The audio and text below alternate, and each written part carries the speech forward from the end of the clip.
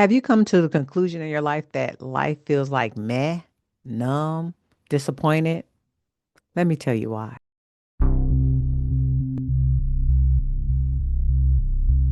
Hey, welcome back to your crown era. In this video, I want to just tell you or inform you about ways in which you feel like your life is meh or numb. You can't feel anymore. Many times we have confessed that we didn't want to feel certain emotions anymore during situations like breakups, um, disappointments, and just overall life hardships. We've chosen in our own mental and physical body to confess that I don't never want to feel this way. For example, for me, I just have to be me because it's my video, right?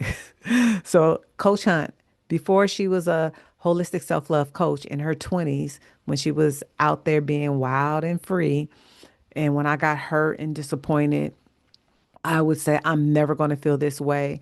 No one else is going to hurt me like this. I'm never going to have my heart broken like this anymore.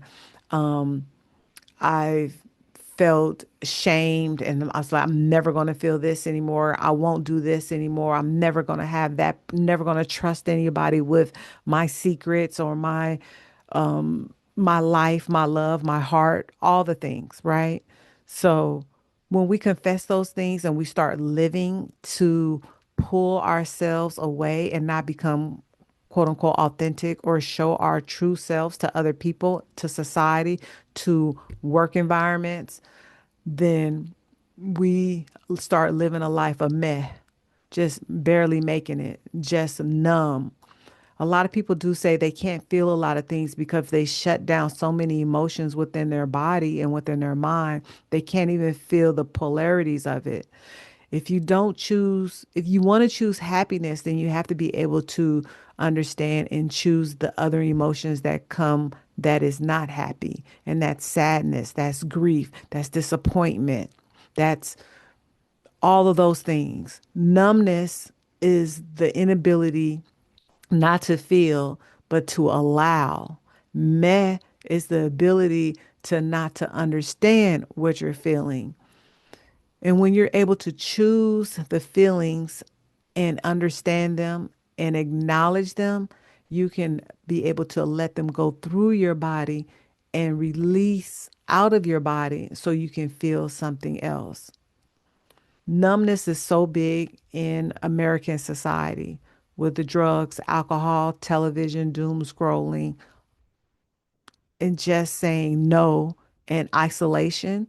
Those are the things that keep us numb, especially women, because at some point we say, I'm tired. You know that I'm tired. I'm tired of dealing with X, Y, and Z. I'm tired of this person. I'm tired of work. I'm tired. I'm tired. A lot of times we're so tired, and that's the emotion that we have. That's the feeling that we have.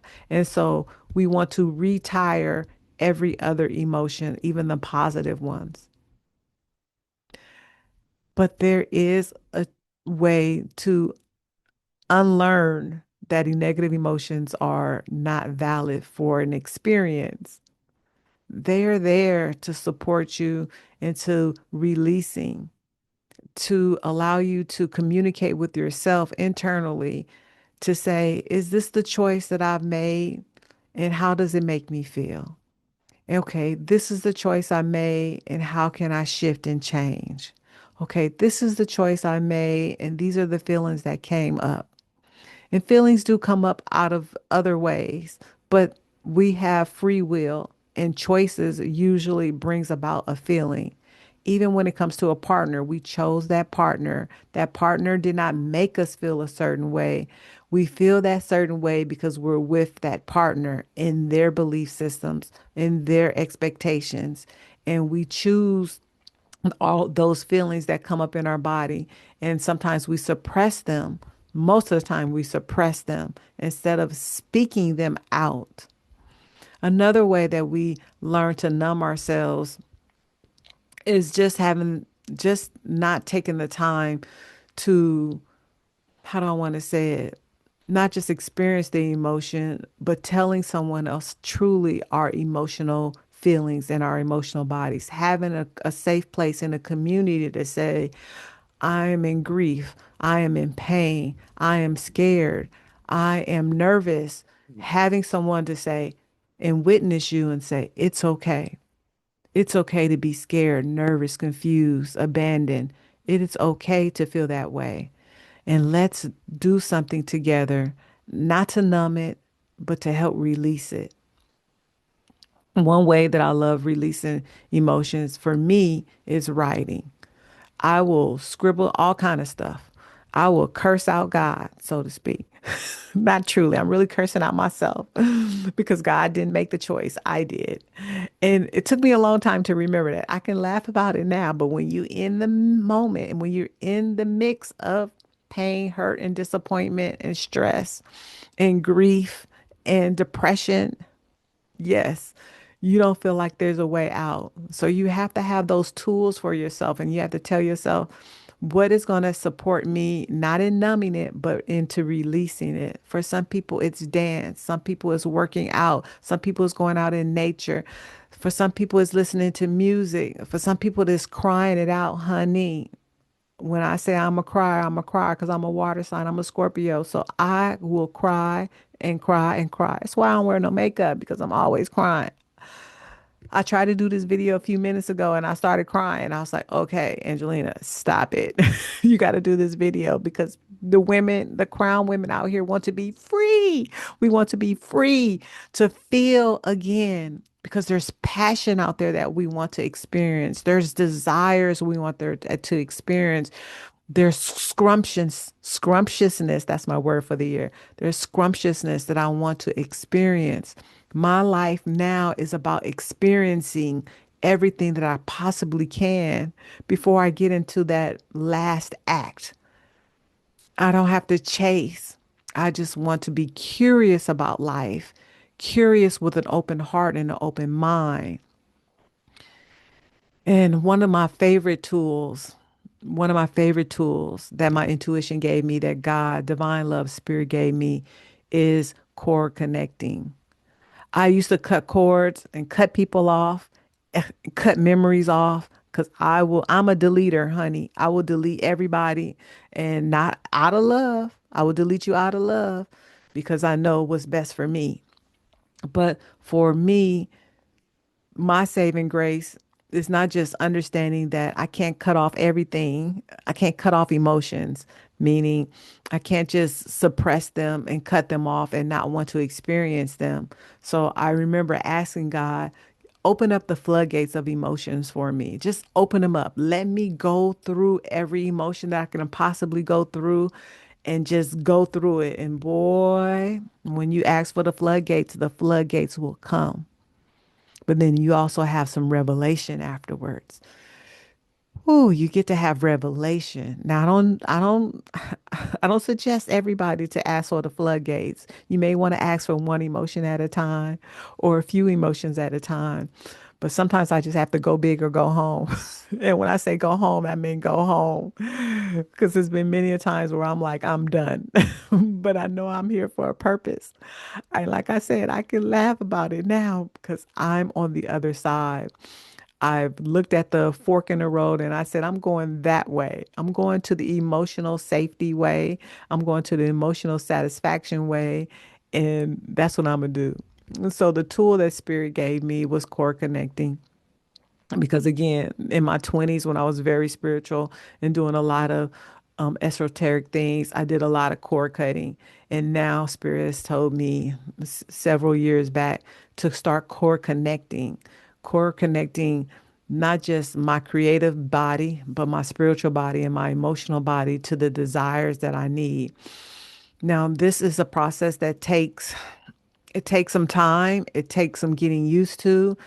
And that's one thing that you just can't, well, at least for me, I can't just ask for the floodgates of all the emotions to be connected to me like I did when I was like, just I want to feel everything all at once. I can't connect everything all at once.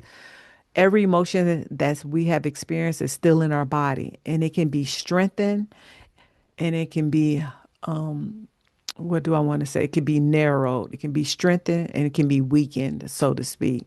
And when I say weakened, I don't mean to the point where you don't feel it, but that it doesn't bother your mind. It doesn't upset your soul. It doesn't put you in a tangent about other things. You can be sad and allow it to go through you. You can have grief and know that the grief is there, but love is also there because the polarities of grief is love. The polarities of grief is love. The polarity of sadness is not happiness, it's wholeness, it's satisfaction.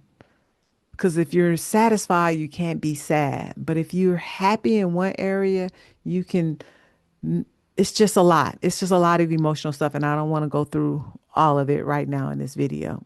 But if you're interested in learning how to connect chords, you can do this ritual. It is, you can do it as many times as you want. I suggest you do them one emotion at a time, but that information is in the description box. And you don't have to live life numb. You don't have to have a life of meth. You can have a life of curiosity and emotional fulfillment for yourself because it starts with you. And when that emotional fulfillment, that emotional soup was in your body of all the grand things, then you are able to vibrate and attract other people who are happy, other people who are satisfied, other people who have desires. You can build a community of like minded, emotional, intelligent people to have the satisfying life that you want. That old saying of birds of a feather flock together, it now rings true to me. It's not just a saying, it is life. It's life in itself. We attract what we are and we tune into what we desire. And so I don't want to ramble. I just wanted to just come in and give you guys that quick update of you don't have to be numb. You don't have to have a meth life. I love you guys so much. If you have any questions, you want clarity, put it in a comment, subscribe, do all the things here on YouTube. And I love you guys so much. Again, I'm Coach Hunt. I'm a holistic self love coach, and I have your greatest interest at heart. Bye.